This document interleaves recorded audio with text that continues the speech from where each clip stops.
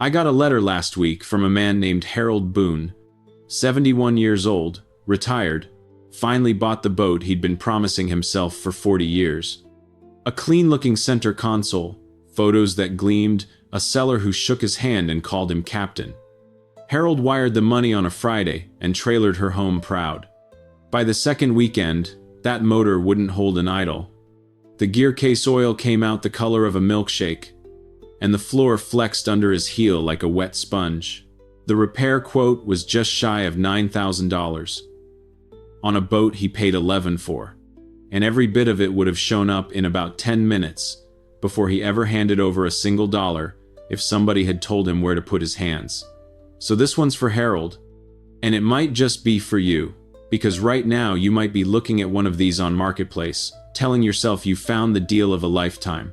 Maybe you did, but maybe you found a floating money pit that'll strand you 2 miles off the ramp with a dead motor and the wind picking up. Here's the thing. Inspecting boats for buyers is, quite literally, my job. People hire me to crawl through a boat and find what's wrong before the money changes hands. So I'm going to hand you the 7 things I check first, every single time, in the order I check them. The ones that catch 90% of the heartbreak. Do these and you'll buy, like a man who knows better. I'm Sam Holloway. Let's get into it. Now before I give you the 7, one honest word, because I'd rather you trust me than like me. This is general information from one working marine surveyor. It is not a professional survey, and it's not a substitute for one on a big dollar boat. I'll come back to that at the end. But for the average used outboard rig changing hands between 2 people on a driveway, these 7 will save you more grief than anything else I know. Check number 1. The compression test on the engine. This is the single most important number on the whole boat, and almost nobody asks for it. Here's what it tells you. An outboard makes its power by squeezing fuel and air inside each cylinder and lighting it off. When a cylinder's worn out, or a ring's gone, or there's scoring on the wall, it can't squeeze properly anymore. It loses compression. And a motor with 1 weak cylinder is a motor on borrowed time. So how do you do it yourself? You don't even have to own the tool. A compression gauge runs about $30 at any auto parts store, and it threads right into the spark plug hole. You pull the plugs, thread the gauge into the first cylinder, crank the engine over a few times with the throttle open, and read the number. Then you do every cylinder and you write them all down. Now, here's the part that actually matters, and write this down. It is not about hitting some magic number. It's about how close the cylinders are to each other.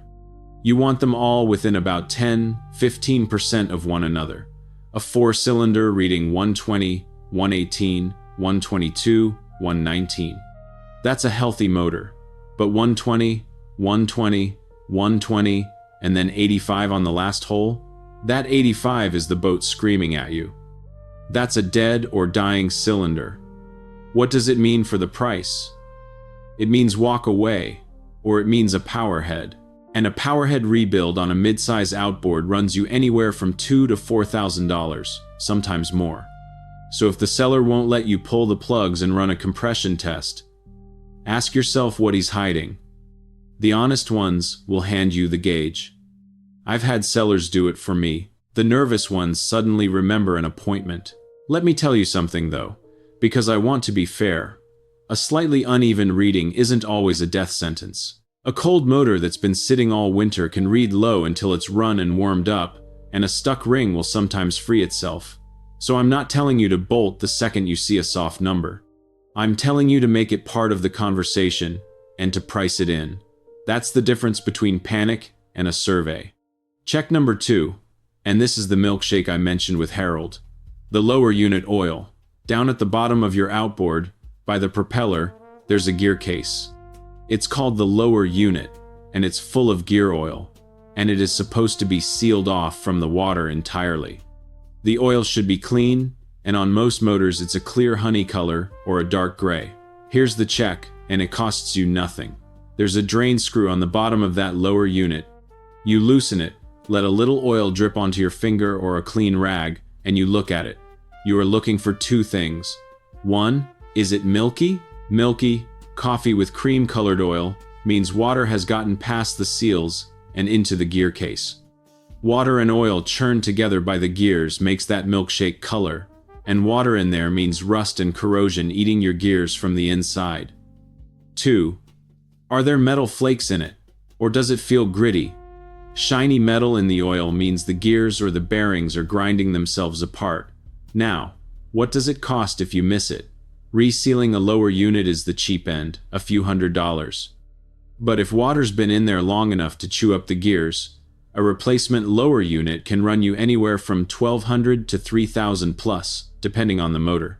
I have pulled that plug on a perfectly maintained boat and watched a milkshake pour out while the seller stood there swearing he had no idea. And you know what? Sometimes he genuinely didn't. That's the point. This is a 10-second check that the seller has probably never done either. It's the truest single window into how that motor's been treated. Milky oil.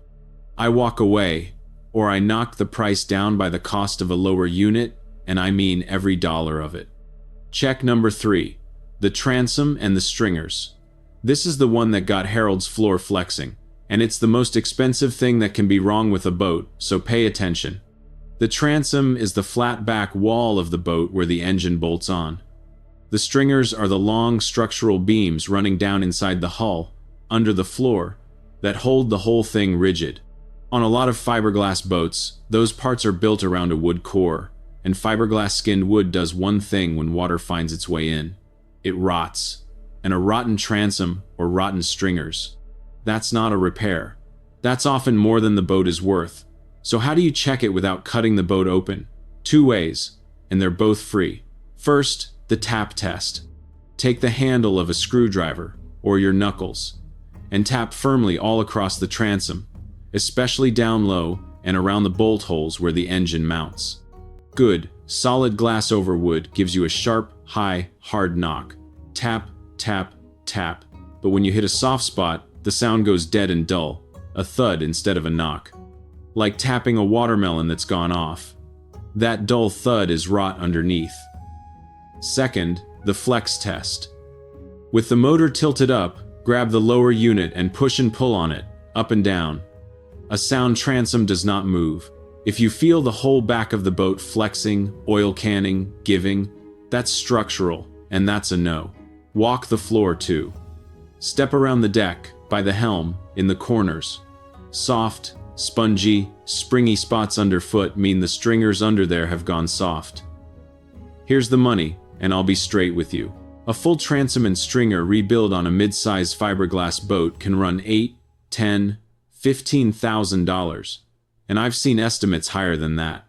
On most used boats, that number is bigger than the boat. So this isn't a negotiate the price problem. This is a get in the truck and drive home problem. If I find a soft transom, I'm done. I don't care how shiny the gel coat is. Now hold on, because the next one is the one most folks get completely backwards. Check number 4. The hours and the service history. Everybody asks one question first. How many hours on it? And hours matter, sure. But here's what 15 years of crawling through boats has taught me. It is not the hours that tell the story, it's the proof. A motor with 800 honest, well-documented hours, oil changes logged, impeller done every season, winterized properly. That motor is worth more than one with 200 hours that sat in a backyard for 6 years and never got touched. Stale fuel and neglect kill outboards far faster than honest use does. So what do you actually do? First, look at the hour meter if there is one, but understand it can be replaced or zeroed, so it's a clue, not gospel. Second, and this is the real check, ask for the records, receipts. A logbook, service stamps, texts with the mechanic. A man who loved his boat kept the paper. Look for the things that wear out on a schedule. When was the water pump impeller last changed? That's a $60 part that, if it fails, lets the engine overheat and can cook a power head. If the seller can't tell you when the impeller was last done, you budget to do it day one. When was the gear case oil last changed? The plugs? Here's the verdict. No records doesn't automatically mean no sale, but it means you assume the worst and you price it that way. A boat with a thick folder of receipts is worth paying a premium for. A boat where the seller waves his hand and says, "Oh, she runs great, never had a problem." That hand wave is costing you. You just don't know how much yet. And let me own one, because I promised you honesty, and because I earned this lesson the hard way. Years back, before I did this for a living, I bought a little aluminum rig off a fella because the hour meter read low and the hull was clean. I never asked for a single receipt. Felt rude. 3 weeks later, the impeller let go because it hadn't been changed in I don't know how long. The motor overheated on the water, and that low hours bargain cost me a season and a fat repair bill. The meter was honest. The neglect was the part nobody printed on a sticker. So now I ask for the paper every time, and so should you. Check number 5. The bilge. The bilge is the lowest point inside the hull, where any water that gets into the boat ends up collecting, and it is the boat's confession booth. The seller detailed the seats and waxed the gel coat for the photos. He almost never cleaned the bilge because he didn't think you'd look. So you look. Pop the deck plates, get a flashlight, and get your head down in there. 3 things. 1. Standing water. A little is normal after rain. A lot of water, or water that's oily and rainbow slick on top, tells you either she's taking on water somewhere or that motor's weeping oil. 2. Look at the hull below the waterline from inside and out. You're hunting for blistering, little raised bubbles in the gel coat, which can signal water working into the fiberglass laminate. A few small blisters aren't the end of the world, but a hull peppered with them is a project. 3. Corrosion. Look at the metal down there, the bolts, the clamps, the bracketry. White, chalky, crusty buildup is corrosion, and heavy corrosion in the bilge tells you salt water's been sitting where it shouldn't, or the boat's been neglected wet. What's it mean? A grimy bilge alone isn't a deal breaker, but oil in the bilge, a wet bilge that shouldn't be wet, widespread blistering, heavy corrosion, those are the boat telling you the truth. The seller wouldn't. I price every bit of it in, and if there's standing water with no good explanation, I want to know exactly where it's coming from before I sign anything. Check number 6. The electrical and the fuel system.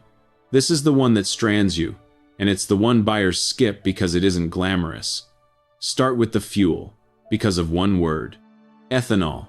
Most of the gas at the pump now is E10, 10% ethanol. And ethanol does 2 nasty things in a boat. It draws moisture out of the air, so water collects in your fuel. And it eats away at older rubber fuel lines and certain plastics, turning them to gum and sludge. So check the fuel lines. Squeeze them. Are they soft, cracked, sticky, gummy? Cracked fuel line is both a breakdown waiting to happen and a fire risk, and it's cheap to find and cheaper to fix than a tow. Then look for a water-separating fuel filter. That little canister in the fuel line whose whole job is to catch water before it reaches your engine. Is there one? When was it last changed? If there isn't one fitted, that's a $40 ad I'd do before the first trip. Now the electrical. Open the battery box. A marine battery should be clipped down tight, not rolling around loose, and the terminals should be clean, not buried under green or white corrosion. Follow the wiring with your eyes. Neat, clean, factory-looking runs are a good sign. A rat's nest of mismatched wires, electrical tape, and butt connectors hanging in the bilge tells you somebody's been chasing gremlins for years, and you're about to inherit them. Flip everything on. Lights, bilge pump, horn, the gauges, the electronics. Anything dead is a negotiating chip, and a dead bilge pump is a safety item, not a luxury. The verdict? None of this is usually a walk away on its own. It's a money and safety checklist. But a boat with cracked fuel lines, a corroded battery, and a wiring nightmare is telling you it'll leave you stranded, and every one of those is a chip you use on the price. And check number 7, the last one, the one nobody warned you about, and the one that can cost you the entire boat with 0 warning, the paperwork. You can pass all 6 mechanical checks and still get robbed right here at the kitchen table, because a boat is property, and property has a paper trail, and that paper trail can have a bear trap in it. Here's what you check before you hand over $1. First, the title. Is it in the seller's hand with the seller's name on it, matching his ID? Not the title's at my brother's, not I'll mail it to you. In his hand, no title or a name that doesn't match, and I stop right there. Second, and this is the one that buries people, the lien. A lien means somebody, usually a bank, is still owed money on that boat. If there's an unpaid loan against it and you buy it, that debt can follow the boat to you. You hand the seller your cash, he keeps it, and the bank can still come looking for what it's owed. So you check. Most states let you run the boat's registration or hull number through the state agency to see if there's a loan recorded against it, and a quick call to the lender on the title clears it up. Third, the HIN. Every boat built since the early 70s has a hull identification number. A string of 12 characters stamped into the hull, usually up on the transom on the starboard, the right side. You find that number stamped in the hull, and you make sure it matches, character for character, the number on the title and the registration. If the stamped number and the paper don't match, that is a giant red flag. It can mean a clerical error, sure, but it can also mean the boat was stolen, or two boats got stitched into one. Either way, you do not buy it until that's explained by someone official, not by the seller. Here's the verdict, and it's simple. Mechanical problems cost you money. Paperwork problems can cost you the whole boat and leave you with nothing to show for it, so the cash comes out last, after the title's in his hand, after the lien's clear, after the numbers match, not 1 minute before. So those are the 7. Compression across the cylinders, the lower unit oil, the transom and stringers, the hours and the real service history, the bilge, the electrical and fuel, and the paperwork. Walk through those 7, in that order, and you will catch the vast majority of the boats that turn a happy retirement into a $9,000 headache. That's what would have saved Harold Boone a season and a small fortune. Now, let me close with the honest thing I promised, because it matters. Everything I just gave you is for the average used rig changing hands between two people. It'll save most folks most of the time.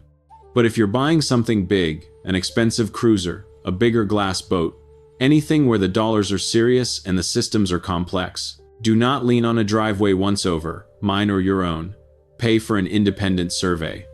A professional surveyor working for you, not the seller, with the right tools, a moisture meter, and a haul out, will find things no flashlight and screwdriver check ever will. A few $100s for a survey on a $20,000 or $40,000 boat is the cheapest insurance you will ever buy. The surveyor who first taught me how to read a hull, an old yard hand, used to say, "A bad boat tells on itself long before you ever see it. You just have to know where to put your hands and be willing to walk away." That's the whole game. The man who's willing to walk away always buys better than the man who fell in love in the parking lot. So before you wire a dime to anybody for a used boat, run these 7. And if this saved you even one bad weekend, do me a favor and hit that like button so it reaches the next fella about to make Harold's mistake. And tell me down in the comments, what's the worst boat you ever bought, and what did it teach you? The old salts in here will trade you their hard-won lessons for free. Buy smart, stay afloat. I'm Sam Holloway. I'll see you back at the dock.